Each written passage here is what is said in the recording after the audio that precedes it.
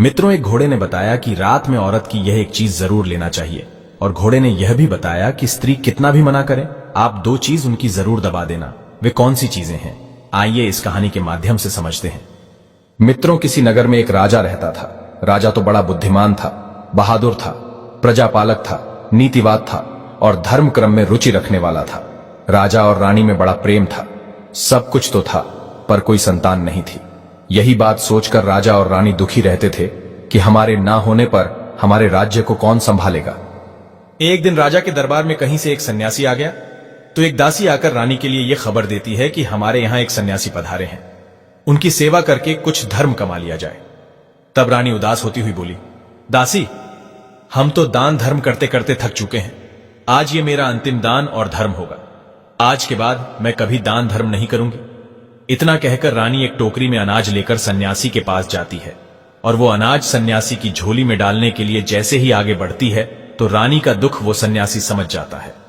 सन्यासी पूछता है, हे रानी, तुम्हें क्या दुख है? तुम्हें देखने से पता चलता है कि तुम किसी बात को लेकर बहुत दुखी हो। तब आंखों में आंसू भरकर रानी सोनवती अपना दुख बताती है। हे महात्मा जी, मेरे पास सब कुछ है, पर एक संतान नहीं है। मैंने लाखों यत्न कर लिए, पर संतान का सुख प्राप्त नहीं हो पा रहा है। सन्यासी बोले, हे रानी, तुम चिंता मत करो, मैं तुम्हें पुत्र होने का वरदान दे रहा हूं। जल्द ही तुम्हारी गोद में एक पुत्र खेलेगा, परंतु आपका पुत्र 15 साल तक ही आपके पास रहेगा। 15 साल के बाद वो पुत्र तुम्हारे पास पृथ्वी लोक पर नहीं रहेगा। मित्रों, इतना कहकर सन्यासी ने अपनी झोली से कुछ भभूति निकालकर रानी को दे दी और कहा कि राजा और तुम मिलकर इस भभूति का सेवन करना। भगवान की कृपा से बहुत जल्द तुम्हारी कोख से पुत्र रत्न की प्राप्ति होगी। रानी सोनवती को वरदान देकर सन्यासी चला गया। सन्यासी के जाने के बाद रानी सोचने लगी, 14-15 साल ही सही, कम से कम 15 साल तक तो हमें पुत्र का सुख मिल ही जाएगा। कम से कम समाज के लोग मुझे बांझ तो नहीं कहेंगे, मेरे पति को निर्वंशिया तो नहीं कहेंगे। रानी सोचने लगी कि 15 साल तक मैं अपने पुत्र को खूब लाड़ प्यार करूंगी, उसे हर प्रकार से खुश रखूंगी। पुत्र के बारे में सोच सोचकर रानी बड़ी खुश होने लगी। इधर शाम को जब राजा साहब रानी के पास गए तो रानी ने सारी बात बताई कि एक सन्यासी ने उन्हें पुत्र होने का वरदान दिया है, और उस महात्मा ने हम दोनों को यह करने के लिए दी है। तब राजा कहते हैं, हे रानी, हम दोनों अब तक रोज दान धर्म देते आए हैं, गरीबों की सहायता करते आए हैं, यज्ञ भंडारों की तो गिनती ही नहीं है, लेकिन फिर भी हमें पुत्र प्राप्त नहीं हुआ। इससे सिद्ध होता है कि ईश्वर की कृपा हम पर नहीं है, हमसे भगवान रूठ गया है। यदि ईश्वर की कृपा होती तो हमें संतान प्राप्ति अब तक हो जाती है। अब तो हम बूढ़े हो चुके हैं, अब क्या आस की जाए। आखिर सन्यासी के द्वारा दी गई इस भभूति से हमें अब इतनी उम्र में भला क्या संतान प्राप्त होगी। रानी सोनवती कहने लगी, महाराज, हमने अपनी जिंदगी में हजारों उपाय करके देख लिए, दान धर्म यज्ञ तप सब कर लिया, फिर भी कुछ प्राप्त नहीं हुआ। अब ये आखिरी उपाय और करके देख लो ना, मालूम उस महात्मा ने किस भाव से हमें ये दिया है। मित्रों, राजा का हर व्यक्ति पर से विश्वास उठ चुका था, अब उसे किसी पर विश्वास नहीं रहा, लेकिन वो रानी के मन को इनकार करके दुखी नहीं करना चाहता था। यही सोचकर राजा भभूति का सेवन करने के लिए राजी हो गया। फिर दोनों ने भगवान का नाम लेकर उस भभूति को खा लिया। मित्रों, कुछ दिनों के बाद उस भभूति ने अपना प्रभाव दिखाया। रानी गर्भ धारण कर लेती है। यह खबर जब राजा ने सुनी तो राजा की भी खुशी का ठिकाना नहीं रहा। कुछ दिनों बाद रानी एक पुत्र को जन्म देती है। पुत्र की खुशी में राजा ने अपने महलों में उत्सव मनाया, पंडितों को बुलवाकर बालक का नामकरण करवाया। वो बालक कितना भाग्यशाली है, ये जानने के लिए राजा ने अपने दरबार में बड़े बड़े विद्वान ज्योतिषियों को बुलाया। ज्योतिषियों ने जब बालक की कुंडली देखी तो बालक के भाग्य को देखकर वे सारे ज्योतिष चिंतित हो गए। राजा ने पूछा, हे ज्योतिषी ब्राह्मणों, आप लोग क्या सोचकर चिंतित हो? तब ज्योतिषियों ने बताया, महाराज, आपका पुत्र आपके पास सिर्फ 15 वर्ष तक ही रहेगा। यही बात उस महात्मा ने भी बताई थी। ज्योतिषियों ने उस बात पर मुहर लगा दी। अब तो राजा और रानी सुनकर बड़े उदास हुए। फिर भगवान की इच्छा समझकर उस बालक का पालन पोषण करने लगे। वे दोनों सोचते थे कि संतानहीन होने से तो अच्छा है कि 15 साल के लिए संतान का सुख मिल जाए। उन्होंने बालक को पालने पोसने में, लाड़ प्यार देने में कोई कमी नहीं छोड़ी। राज परिवार में पलकर वो बालक बड़ा होने लगा। धीरे धीरे वो बालक 5 साल का हो जाता है। तब राजा साहब एक विद्वान आचार्य से उस बालक की शिक्षा कराते हैं, उसे वेद शास्त्रों का अध्ययन कराते हैं, अनेकों विद्याओं का उसे अभ्यास कराते हैं। धीरे धीरे राजकुमार शास्त्र में ध्यान में निपुण हो गया। धीरे धीरे करके राजकुमार 12 वर्ष की आयु में पहुंच जाता है। तब उसी समय पर महाराज एक अच्छी सी राजकन्या को तलाश करके अपने राजकुमार की बड़ी हंसी खुशी के साथ शादी कर देते हैं। इधर राजकुमार की अवस्था 14 साल की हो जाती है। तब एक दिन राजकुमार अपने पिता से बोला, पिताजी, मैं अपने पूरे राज्य में घूमकर देखना चाहता हूं, अपने राज्य का भ्रमण करना चाहता हूं। अब तक मैं अपने राजमहल से निकलकर कहीं बाहर नहीं गया हूं। पुत्र की बात सुनकर राजा चिंतित हो जाता है, क्योंकि इधर राजकुमार का 14वां साल जो था वो शुरू हो चुका था। अब बड़ी अनहोनी होने का जो डर था वो नजदीक आ चुका था। राजा ने ये सब बातें अपने पुत्र के लिए नहीं बताई थी। तब राजा अपने चेहरे पर झूठ मूठ की खुशी लाकर अपने पुत्र से कहता है, हां बेटा, तुम जरूर जाओ। तुम्हें अपना राज्य घूम करके जरूर देखना चाहिए। अपने राज्य में भ्रमण करना चाहिए और अपने राज्य की प्रजा का दुख सुख देखना चाहिए। आखिर तुम्हारे राज्य में जनता खुश है या नहीं है, और तुम्हें देखना चाहिए आखिर तुम्हारे राज्य का हिस्सा कहां तक है, कहां पर कौन व्यक्ति निवास करता है। इन सब बातों की जानकारी एक राजा के लिए होनी चाहिए, क्योंकि बेटा, मेरे मरने के बाद में तुम्हें ही इस राज्य को संभालना है, तुम्हें ही इस राज्य का राजा बनना है। लेकिन बेटा, एक बात ध्यान रखना, तुम जहां जा रहे हो, जो देखोगे, जो करोगे, उसके बारे में अपनी पत्नी को मत बताना। तब वो बेटा कहता है, ठीक है पिताजी, आप जैसा बताओगे मैं वैसा ही करूंगा। इस प्रकार से बंधु और राजकुमार पूरे दिन अपनी पत्नी के साथ रहता है, उसके साथ हंसी दिल्लगी करता है, प्रेम भरी बातें करता है और खुशियों के पल एक दूसरे के साथ बिताकर रात्रि के समय ठीक 12 बजे बिस्तर से उठकर महल से बाहर चला जाता है और सुबह होने से पहले वापस लौटकर पुनः अपने महल में अपने पलंग पर आकर सो जाता है। इसी प्रकार से बहुत दिनों तक चलता रहा। अब उस राजकुमार की 14वीं साल पूरे होने में कुछ ही दिन शेष बचे थे। एक रात उसकी पत्नी यानी कि छोटी रानी रात्रि में जब जागती है तो वो देखती है कि हमारे राजकुमार, हमारे पतिदेव आज पलंग पर नहीं है। पति को ना पाकर वो व्याकुल हो जाती है और पूरे महल में उन्हें ढूंढती है, लेकिन वो राजकुमार कहीं भी नजर नहीं आया। राजकुमारी बड़ी ही हताश और निराश हो जाती है। अब मैं क्या करूं? राजकुमारी मन में सोचती है, भला अब मैं क्या करूंगी? वो सोचती है कि मेरा पति मुझे बिना बताए कहां चला गया। उसने इस बात की चर्चा किसी से नहीं की। वो चुप रहती है, लेकिन सुबह होने पर वो देखती है कि उसका पति अपने बिस्तर पर सोया हुआ है। तब राजकुमारी अपने पति से रात की घटना के बारे में कुछ नहीं पूछती है। बंधुओं, इधर दूसरी रात के लिए भी वैसा ही होता है। कई दिनों तक ऐसा ही चलता रहा। रात्रि में रोजाना राजकुमार गायब हो जाता था। यह देखकर उसकी पत्नी बहुत ज्यादा चिंतित रहने लगी। वो सोचने लगी, आखिर मेरा पति रात्रि के समय में कहा जाता है, आखिर किससे मिलने के लिए जाता है, और उसका इतना प्रिय कौन है जो उससे मिलने के लिए आंधी रात के समय जाता है। दर्शक बंधुओं, इसी प्रकार से राजकुमारी के मन में ढेर सारे सवाल चल रहे थे, लेकिन राजकुमार से पूछने में उसे बहुत ज्यादा डर लगता था। अपने सास और ससुर से उसने पूछने की सोची, लेकिन उसके बीच में उसकी कुल और मर्यादा आ जाती थी। तो इस प्रकार से वो राजकुमारी सोच सोचकर मन ही मन घुटती रहती थी। इसी बात को लेकर वो इतनी चिंतित रहने लगी कि उसका कुछ खाने पीने को भी मन नहीं करता था। धीरे धीरे राजकुमारी दुबली पतली होती चली गई। उसका शरीर सूखने लगा, क्योंकि राजकुमारी हर समय अपने पति की चिंता में डूबी रहती थी। एक स्त्री के लिए पति का दुख बहुत बड़ा दुख होता है। मित्रों, उसी राज्य में एक फूल बेचने वाली बूढ़ी मालिन रहती थी। वो हमेशा छोटी रानी के लिए गजरे के लिए फूल देने के लिए आया करती थी। तब उस बुढ़िया का ध्यान छोटी रानी पर जाता है। वो मालिन आकर पूछती है, बेटी, आखिर क्या परेशानी है? तुम पर क्या दुख है? तुम इतनी कमजोर क्यों होती जा रही हो? तुम्हारा शरीर सूख करके अब कांटा होता जा रहा है। मित्रों, उस बूढ़ी मालिन के पूछने पर राजकुमारी कहती है, हे बूढ़ी मां, आखिर मैं तुम्हें क्या बताऊं? मेरा राजकुमार हर रात बिस्तर से उठकर ना जाने कहां चला जाता है और सुबह होते ही वो वापस आकर बिस्तर पर सो जाता है। आखिर वो कहां जाता है, इस बात को सोचकर मैं बहुत परेशान रहती हूं। इसी बात की वजह से मेरा खान पान छूट गया है। मैं अन्न जल कुछ नहीं ग्रहण करती और इसी परेशानी की वजह से मैं सूख सूख कर कांटा बन चुकी हूं। राजकुमारी की पूरी बात सुनने के बाद मालिन राजकुमारी को एक उपाय बताती है कि बेटी, तुम ऐसा करना, आज पूरी रात भर तुम सोना मत, तुम रात भर जागती रहना, और जब राजकुमार कहीं को जाने लगे तो तुम राजकुमार के पीछे पीछे जाकर देखना कि वो कहां के लिए जाता है और किससे मिलता है और क्या करता है। आज रात्रि में जाकर तुम अच्छी तरह से अपने पति की पहरेदारी करना। तब राजकुमारी कहती है, हे बूढ़ी मां, यदि मुझे नींद आ गई तो फिर मैं क्या करूंगी? तब मालिन कहने लगी, हे राजकुमारी, तुम्हें नींद ना आए, इसीलिए तुम ये काम करना, अपने सीधे हाथ की उंगली में एक जख्म बना लेना, उसमें थोड़ा सा नमक लगा लेना। उस नमक से तुम्हें बहुत पीड़ा होती रहेगी और उस पीड़ा की वजह से तुम्हें रात भर नींद नहीं आएगी। दर्शक बंधु, राजकुमारी बोली, ठीक है मां, मैं ऐसा ही करूंगी। मित्रों, उस रात राजकुमारी अपनी उंगली में जख्म बना लेती हैं और उसमें नमक लगा लेती हैं। उसकी उंगली में भयंकर पीड़ा होती है। पीड़ा की वजह से उसे रात भर नींद नहीं आती, लेकिन सुबह के समय जब पीड़ा शांत हो जाती है तो राजकुमारी फिर सो जाती है। दूसरे दिन फिर वो मालिन फूल लेकर राजकुमारी के महल में पहुंचती है और जाकर के पूछती है, बेटी क्या तुम अपने पति के लिए देख पाई? आखिर तुम्हारा पति कहां जाता है? तो राजकुमारी जवाब देती है, नहीं बूढ़ी मां, मैं पीड़ा की वजह से आधी रात तक तो जागती रही, पीड़ा शांत होने पर मैं सो गई, मुझे नहीं पता कि मेरा पति कहां चला गया।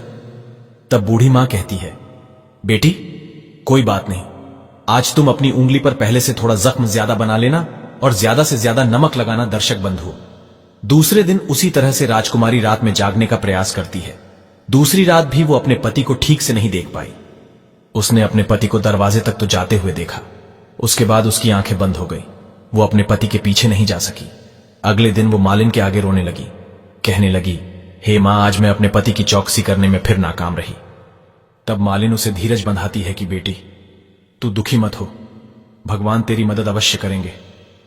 तुम आज रात्रि के लिए अपने हाथ में जख्म और बड़ा बना लेना और उस पर कल से भी ज्यादा नमक छिड़कना।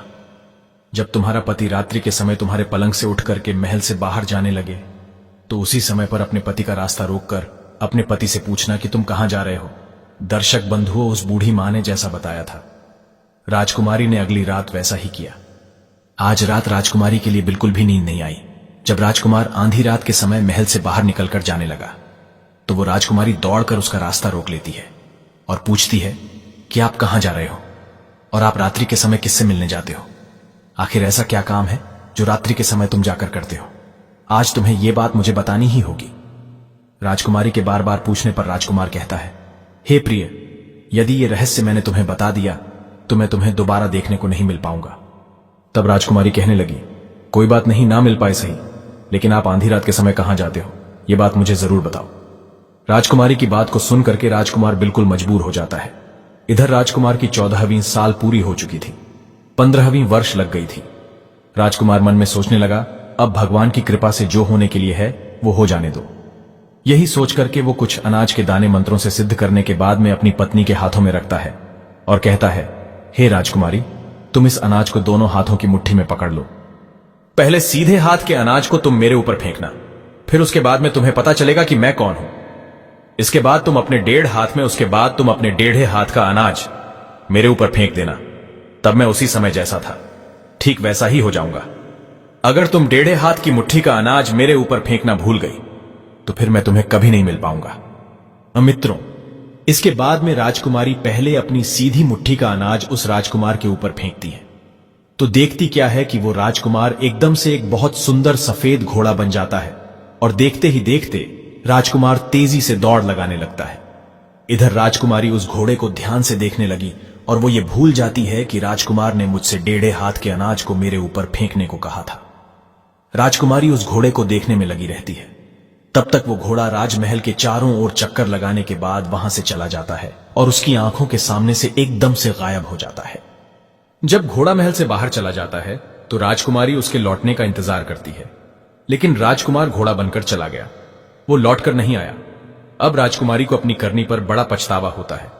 राजकुमारी स्वयं के लिए कोसने लगती है, स्वयं के लिए भला बुरा कहती है, लेकिन अब उस बात का कोई लाभ नहीं था क्योंकि राजकुमार भी अब वापस लौटकर आने वाला नहीं था।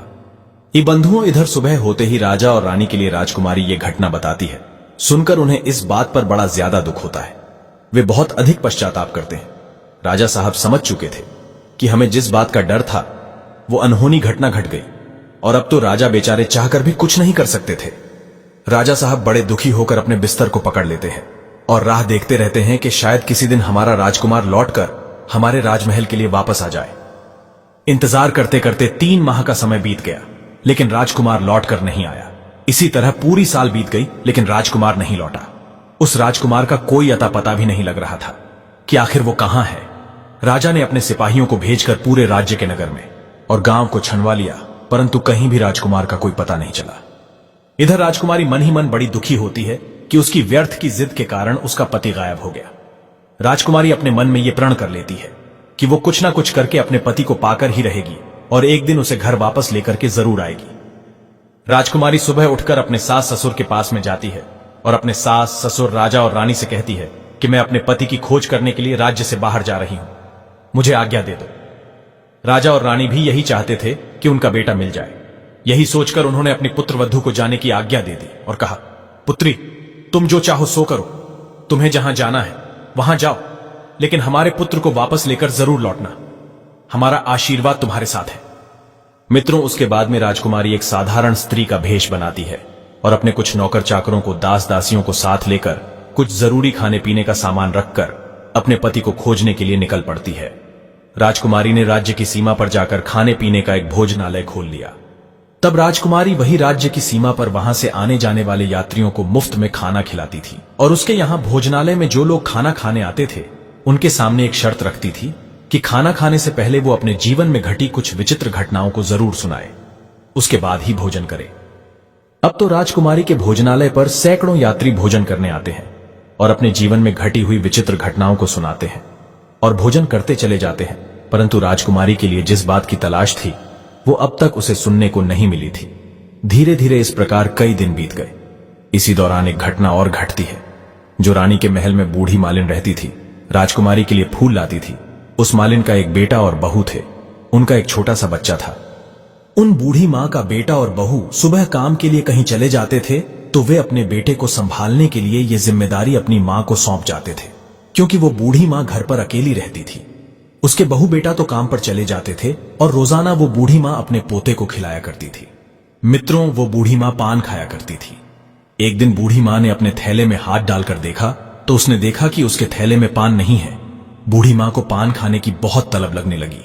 बूढ़ी मां ने सोचा, अगर मैं पान नहीं खाऊंगी तो मेरा दिन कैसे कटेगा। बुढ़िया से जब रहा नहीं गया पान खाए बिना, तो उसने सोचा कि चलो अभी तो मेरा पोता खेल रहा है, मैं पड़ोस में जाकर किसी दुकान से पान ले आती हूं। यही सोच करके वो बूढ़ी मां पड़ोस की दुकान पर पान लेने चली गई। जब बूढ़ी मां पान लेने के लिए गई थी तो पान लेकर के लौटते उसे देर हो गई। तब तक इधर बूढ़ी मां की बहू और बेटा शाम होने पर घर वापस आ चुके थे। तो उन्होंने देखा कि उनका बच्चा घर पर अकेला है और वो रो रहा है। अपने बच्चे को अकेला देखकर बेटा और बहू एकदम गुस्से में आकर लाल पीले हो गए और बूढ़ी माई के लिए मन ही मन भला बुरा कहने लगे। दर्शक बंधुओं, तब तक वो बूढ़ी मां पड़ोस की दुकान से पान लेकर घर पर आ गई। तब बूढ़ी माई के बेटे ने पूछा, मां, आखिर तुम हमारे बच्चे को छोड़कर कहां गई थी? तब बूढ़ी मां कहने लगी, बेटा, मैं पड़ोस की दुकान पर पान लेने गई थी। इस पर बूढ़ी मां का लड़का क्रोध में आकर कहने लगा, हे मां, आज के बाद तुम हमारे बेटे को घर पर अकेला छोड़कर नहीं जाओगी। तब बूढ़ी मां कहती है, ठीक है बेटा, आज के बाद मैं इसे छोड़कर नहीं जाऊंगी। दर्शक बंधुओं, दूसरे दिन के लिए वो बूढ़ी मां उस बात को भूल जाती है और फिर से पड़ोस की दुकान पर पान लेने चली जाती है। पहले दिन की तरह उसके बहू बेटा जब काम करके वापस लौटे तो घर पर आकर देखते हैं कि फिर से उनका बच्चा घर पर अकेला खेल रहा है और रो रहा है। अब तो ये दृश्य देखकर बुढ़िया के बेटे की क्रोध की सीमा न रही। इधर से बुढ़िया घर पर लौट कर आई तो उसके लड़के ने उसे डांट फटकार कर घर से बाहर निकाल दिया और घर का द्वार बंद कर लिया। बुढ़िया रात में घर के बाहर बैठी अकेली रोती रही। जब उनके बहू और बेटे ने दरवाजा नहीं खोला तो बुढ़िया रात के अंधेरे में वहां से आगे को जाने लगी। अंधेरा होने की वजह से रास्ता दिखाई नहीं पड़ रहा था। वो धीरे धीरे जंगल की ओर बढ़ती चली जा रही थी। तभी उसने देखा कि एक कपला गाय छम छम करती हुई सामने से आ रही है। गाय को देखकर बुढ़िया ने सोचा, अगर मैं इस गाय के पीछे पीछे जाऊंगी तो ये गाय मुझे किसी गांव में पहुंचा देगी। यही सोच करके वो बूढ़ी मां उस गाय के पीछे पीछे चलने लगी। गाय धीरे धीरे आगे को बढ़ती जा रही थी। कुछ दूर आगे जाने पर गाय एक बड़े से पत्थर के पास में जाकर रुक जाती है। वो उस पत्थर को अपने सींग से हटाती है। पत्थर के उस स्थान से हटते ही वहां पर एक पाताल में जाने का रास्ता खुलता था। वो गाय उस रास्ते से जमीन के अंदर जाने लगती है।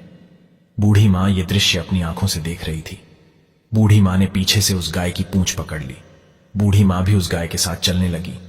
पाताल लोक में पहुंचते ही उस बूढ़ी मां ने गाय की पूंछ तो छोड़ दी और वो इधर उधर देखने लगी। पाताल लोक का नजारा देखकर बुढ़िया एकदम चकित रह गई। उसने देखा कि वहां जगह जगह अनेक दीपक चल रहे थे। मरिया टिमटिमा रही थी, उनसे अनेक प्रकार की रोशनी निकल रही थी। तभी थोड़ी सी रोशनी उस गाय पर पड़ती है। बुढ़िया देखती है कि वहां पर एक अद्भुत घटना घटती है। एक जंजीर आती है और गाय के गले में पड़ जाती है। उसी समय पर एक अदृश्य व्यक्ति आता है और वो उस गाय को दोहने लगता है। वो व्यक्ति गाय को तो दोह रहा था पर दिखाई नहीं दे रहा था। ये दृश्य देखकर बूढ़ी मां घबरा जाती है। बूढ़ी मां मन में सोचती है, आखिर मैं आज कहां फंस गई। बूढ़ी मां वहां छुपने के लिए कोई स्थान ढूंढती है, मगर उन्हें वहां कोई छुपने के लिए स्थान नहीं मिलता है। बूढ़िया सोचते सोचते यहां वहां ढूंढते ढूंढते एक कोने में जाकर छुप गई और वहां का नजारा देखने लगी। कुछ समय के बाद वहां पर एक सुंदर सा भूरा घोड़ा आता है और वहां पर 2 कुंड बने हुए थे। उनमें से एक कुंड में घोड़ा कूद पड़ता है। कुंड में कूदकर जब वो घोड़ा बाहर निकलता है तो वो बहुत सुंदर राजकुमार बन जाता है। राजकुमार बनने के बाद में उसने दूसरे कुंड में स्नान किया और वहां पर रखे हुए अपने नए वस्त्र पहने और थोड़ी दूर पर एक पलंग बना हुआ था। वो राजकुमार उसी पलंग पर जाकर बैठ जाता है। फिर उसके सामने अचानक से एक सुंदर भोजन की थाली आती है। वो राजकुमार उसके बाद में आकर के उसी पलंग पर बैठकर भोजन करता है। मित्रों, राजकुमार के कक्ष में एक तोता रहता था। वो तोता भी बड़ा सुंदर था। वो राजकुमार के सामने आकर बैठ जाता है। तब वो राजकुमार उस तोते से पूछता है, हे तोता, तुम मुझे ये बताओ कि मेरे माता पिता पृथ्वी पर क्या कर रहे हैं। तब वो तोता राजकुमार को बताता है कि हे राजकुमार, पृथ्वी लोक पर आपके माता पिता इस समय बहुत दुखी है। वे अपने बेटे को लेकर बड़े चिंतित रहते हैं। तब राजकुमार पूछता है, हे तोता, इस समय हमारे राज्य की देखभाल कौन कर रहा है और हमारी पत्नी क्या करती है। तब तोता राजकुमारी के बारे में बताता है कि आपकी पत्नी राजकुमारी ने राज्य की सीमा पर एक भोजनालय खोल लिया है और आपके पिताजी बूढ़े हो गए हैं, इसलिए आपके राज्य की देखभाल आपका प्रधानमंत्री करता है। और वहां आपकी पत्नी भोजनालय खोलकर वहां आने जाने वाले यात्रियों से, जो भोजन करने आते हैं, उनसे नई नई खबर पूछती रहती है और उन्हें भोजन कराती है। ये मित्रों, इतना पूछने के बाद में वो राजकुमार अपनी सैया पर सो जाता है। इधर वो बूढ़ी मालिन कोने में खड़ी खड़ी ये दृश्य देख रही थी। बूढ़ी मां ने ऐसी घटना जिंदगी में कभी नहीं देखी थी।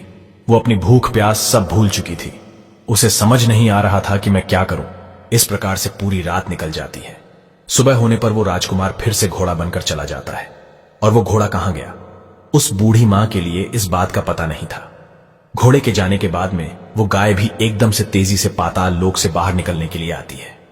तब बूढ़ी मां ने सोचा, इस गाय के साथ मैं पाताल लोक में आ गई हूं, तो गाय के साथ ही मुझे बाहर जाना चाहिए, नहीं तो पता नहीं कौन सी अनहोनी मेरे साथ घट जाए। ये गाय को दौड़ते हुए देख बुढ़िया माई ने भी गाय के पीछे पीछे सीध लगा ली और झपटकर उसकी पूंछ पकड़ ली। गाय के साथ बूढ़ी मां पृथ्वी पर आ जाती है और वो सुरंग का रास्ता फिर से उसी पत्थर से बंद हो जाता है। गाय तो जंगल की ओर चली जाती है और इधर बूढ़ी मां उस दृश्य को देखकर एकदम बावली सी हो गई थी।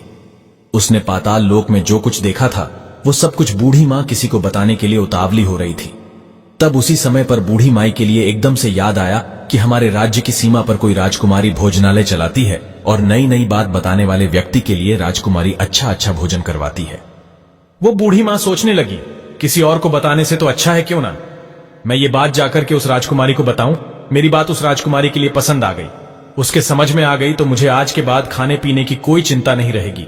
यही सोचकर बूढ़ी मां उस राजकुमारी के भोजनालय पर पहुंच जाती है। भोजनालय के द्वार पर एक ढोल रखा हुआ था। बूढ़ी मां ने तुरंत जाकर उस ढोल को बजा दिया। ढोल की आवाज सुनकर राजकुमारी ने सोचा कि आज कोई मुझे बहुत बड़ी बात बताने आया है। राजकुमारी ने तुरंत अपने सिपाहियों को आदेश दिया कि जाइए, आज भोजनालय पर कोई अतिथि आया है, उसकी जाकर खातिर खुशामद कीजिए।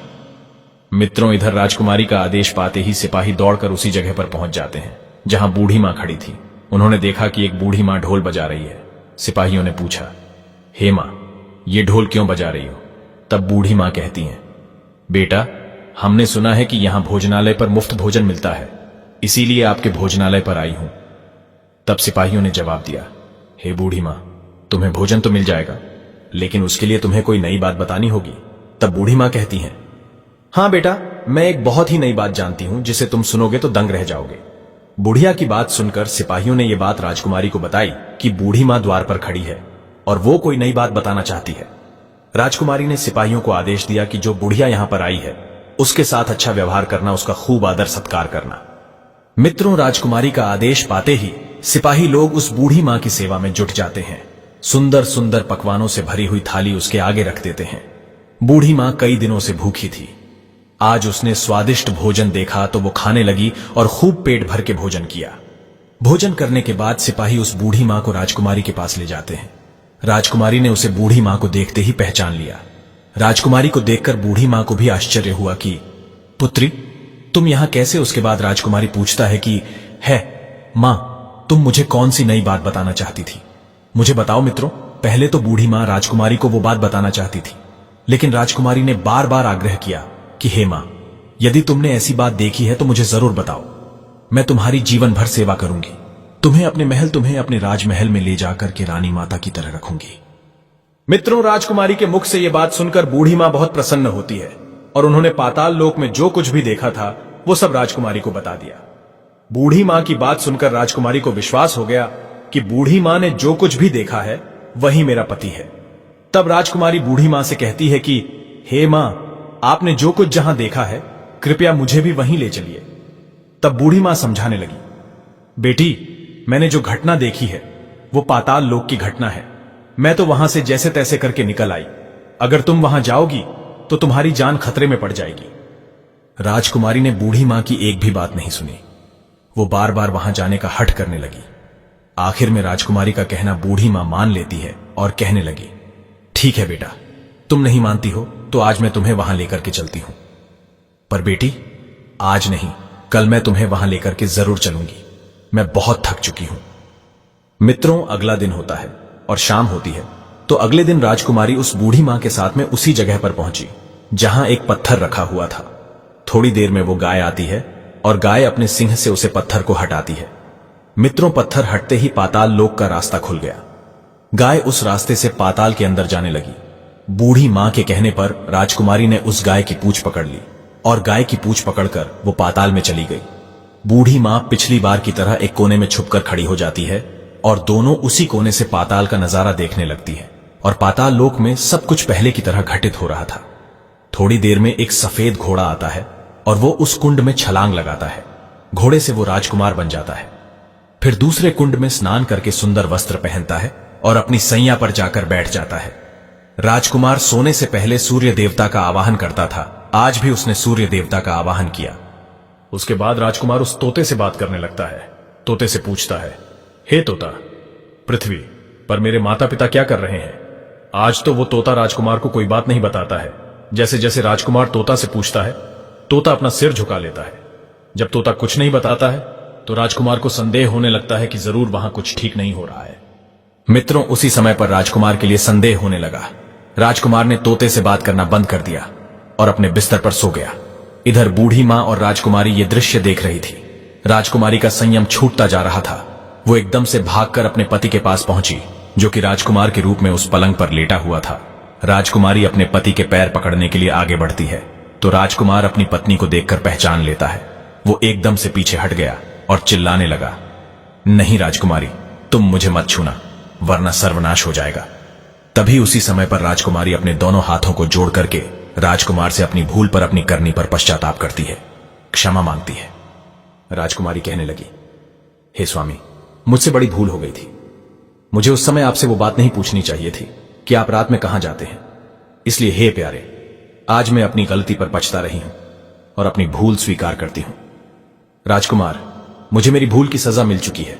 अब कृपया करके आप मेरे साथ घर चलिए। आपकी चिंता करते करते आपके माता पिता ने अन्न जल भी ग्रहण करना छोड़ दिया है।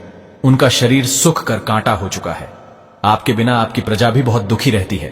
तुम्हारे बिना राजकुमार, सारे नगर के लोग बड़े परेशान रहते हैं। आपके बिना आपकी प्रजा खुशहाल नहीं है, वो बहुत अधिक दुख भोग रही है।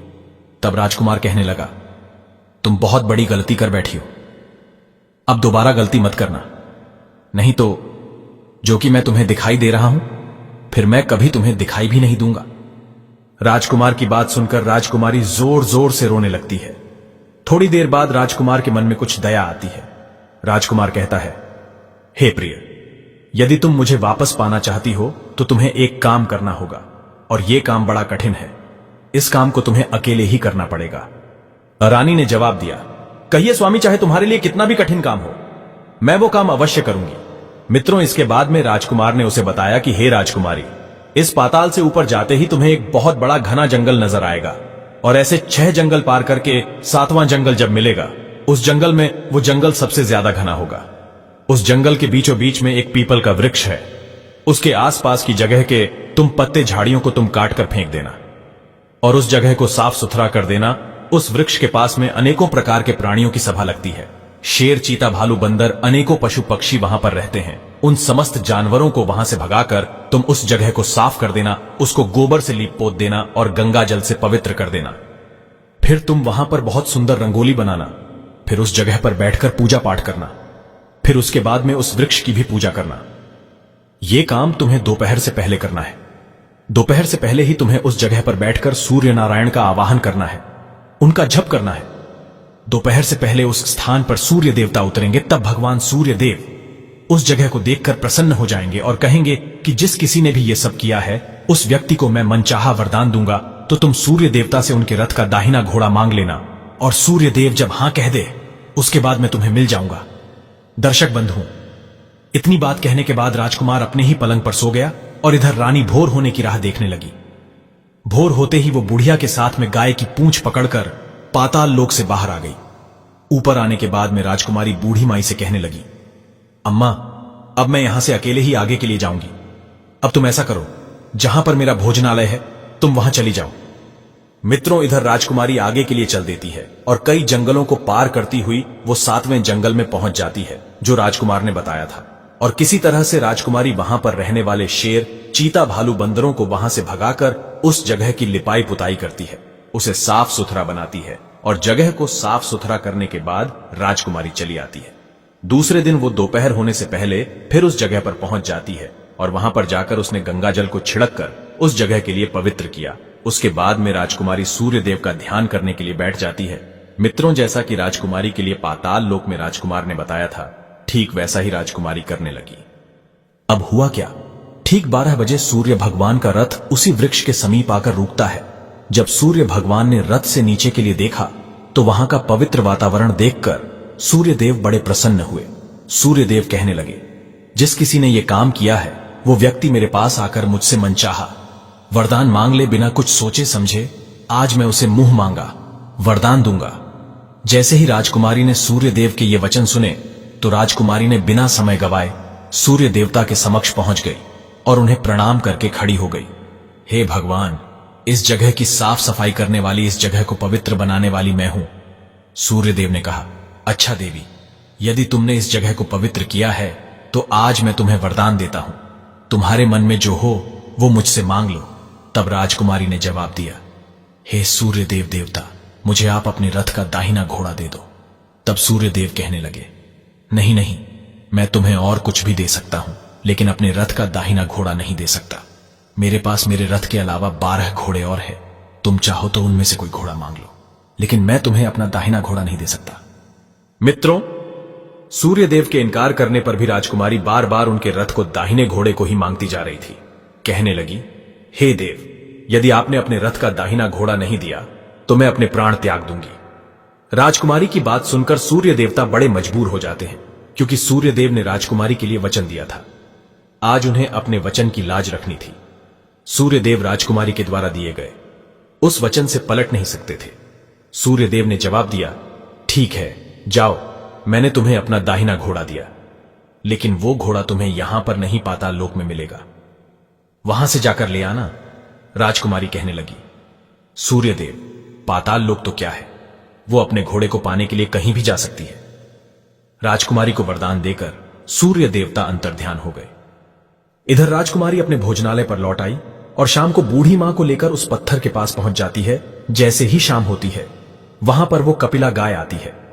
उसने अपने सिंह को मारकर उस सुरंग का वो पत्थर हटा दिया। जैसे ही गाय उसके अंदर जाने को हुई तो राजकुमारी ने उस गाय की पूंछ पकड़ ली। राजकुमार और वो बूढ़ी मां पाताल लोक में पहुंच गए। फिर से उनके सामने उसी तरह की घटना होती है। घोड़ा आया और कुंड में स्नान करने के बाद वो राजकुमार बन जाता है और अपने पलंग पर जाकर बैठ जाता है। उसके खाने के लिए भोजन का थाल आता है। भोजन करने के बाद राजकुमार ने फिर से उस तोते से सवाल किया कि धरती पर उसके माता पिता कैसे हैं। तो तोते ने बताया, राजकुमार, आपके माता पिता आपकी चिंता में बिल्कुल मरने की स्थिति में हैं। राजकुमार की आंखों में यह सुनकर आंसू आ जाते हैं। उसके बाद उसने पूछा कि हे तोता, मेरे राज्य को कौन चला रहा है। तोते ने बताया कि आपके राज्य को आपका प्रधानमंत्री चला रहा है और धीरे धीरे वो तुम्हारे राज्य का माल खजाना सब हड़प कर चुका है। वो प्रजा पर बड़ा जुल्म ढाता है, बहुत अत्याचार करता है। इस प्रकार तोता के मुख से इस बात को सुनकर के राजकुमार को बड़ा क्रोध आता है।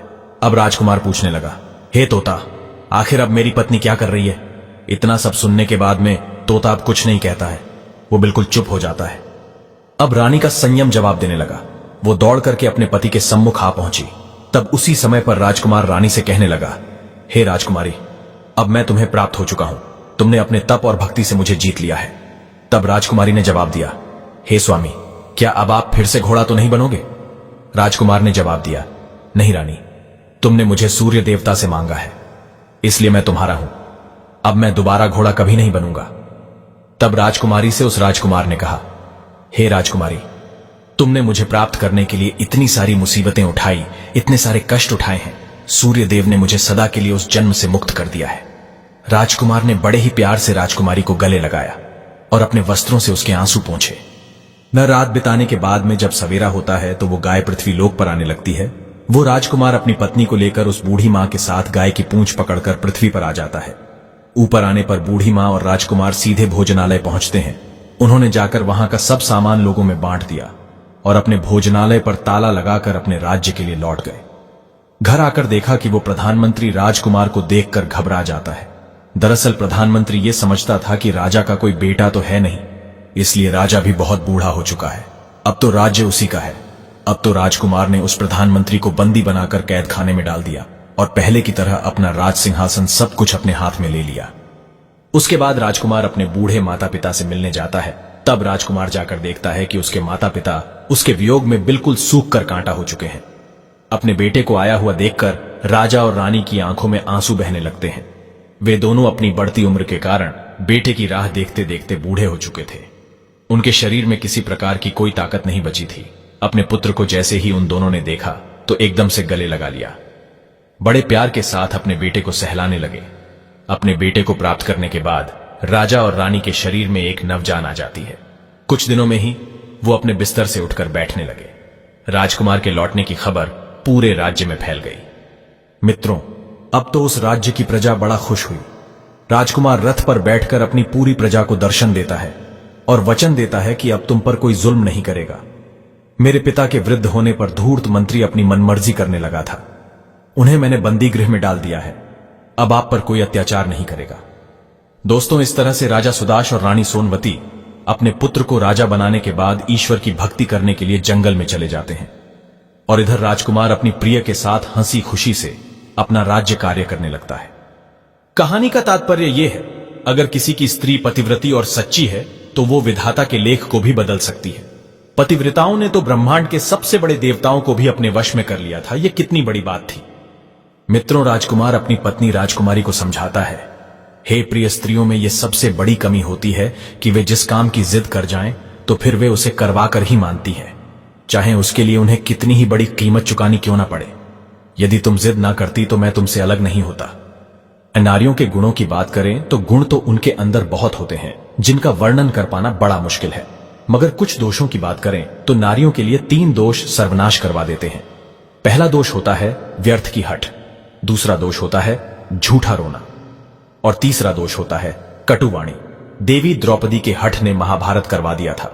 सुपनखा के झूठे रोने ने रावण का वंश मिटवा दिया और स्त्रियों की कर्कश वाणी ने न जाने कितने घरों को उजड़वा दिया। नारी की वाणी में अमृत भी होता है और विष भी होता है। यह उसके ऊपर है कि वो किसे अमृत पिलाती है और किसे विष। लेकिन नारी के त्याग, प्रेम और तपस्या की बात करें तो उसकी कोई सीमा नहीं है। पति के प्राण बचाने के लिए यमलोक तक भी नारी पहुंच जाती है और दोषों की बात करें तो अपने पति की मृत्यु का कारण भी स्वयं बन जाती है। मित्रों, ये कहानी कैसी लगी अपने कमेंट सेक्शन में अपनी राय जरूर देना। मिलते हैं आपसे अगली वीडियो में एक और चर्चा के साथ। आप सभी का बहुत बहुत धन्यवाद। जय श्री कृष्णा।